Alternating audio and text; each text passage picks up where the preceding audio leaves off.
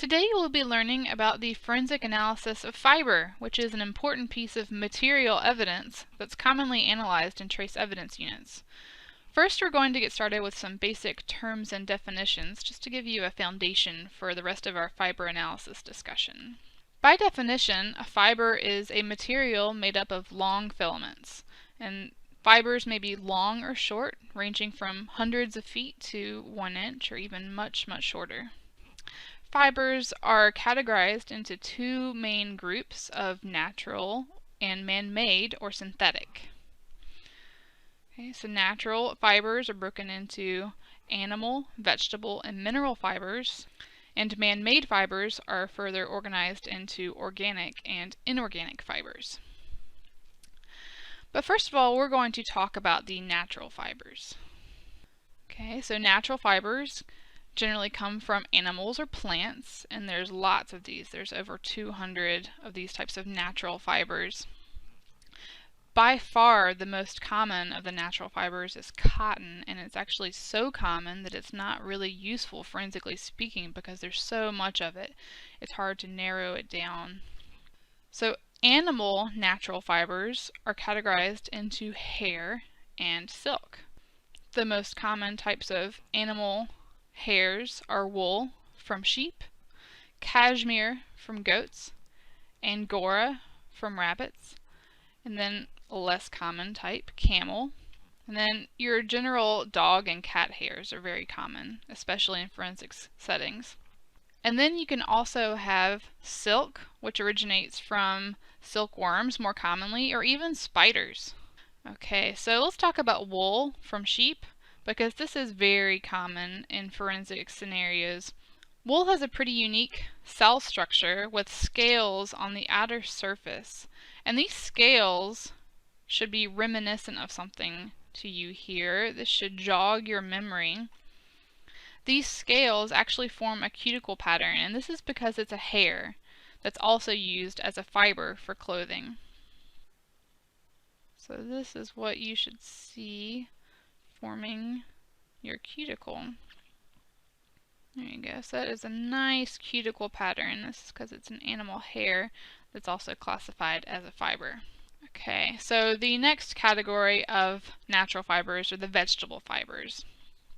And these come from plants, and they're organized by where on the plant they originate from. So a bast fiber comes from the bast, which is the outer skin of plant stems. Leaf fibers come from the leaves of plants, like sisal. This is an example. And then seed fiber comes from the seeds of plants. So cotton is an example of a seed vegetable fiber, because cotton is actually the fiber surrounding the cotton seeds. Okay, so a little bit more about vegetable fibers. Cotton, like I said, is very prevalent. It composes a $20 billion market. So it's almost too common to be very helpful forensically speaking. And then you also have other types like linen, hemp, jute, which makes burlap, flax, and soy. So all these are vegetable fibers that originate from plants. Okay, so here is cotton under very high magnification. This is actually using a SEM, which is a scanning electron microscope. So you can see here that it has a really unique shape. It's flat and ribbon-like and twisted. And as you'll see in the upcoming images, it can be quite irregular. So here is another image of cotton under SEM. Okay, and see how they each take a general form that is flat and ribbon-like and twisted, but each one is still a little bit different. So there aren't any two cotton fibers that quite look the same, even though they do take the same general form. And that's important, and we'll come back to that later. Again, this is cotton under SEM. And this is not under SEM, this is just general microscopic imagery here with increasing magnification. Just to show you what it looks like. You can start to see some of the twisting in this image. And again here. So notice that, no two cotton strands look quite alike, even though they share a similar form. And then the last category of natural fiber is mineral fibers. Right? So asbestos is made up of naturally occurring silicate minerals, so asbestos is actually a type of mineral fiber. And asbestos used to be very popular in construction materials because they discovered that it was pretty heat resistant and also flame retardant. But unfortunately, we now know that this type of mineral fiber is a health hazard. Okay, now we're moving on to the man-made or synthetic fibers. Alright, so this is the other general division of fibers moving away from the naturals. And these are organized into organic and inorganic, and then the organic ones are further categorized into the synthetic and the natural polymers.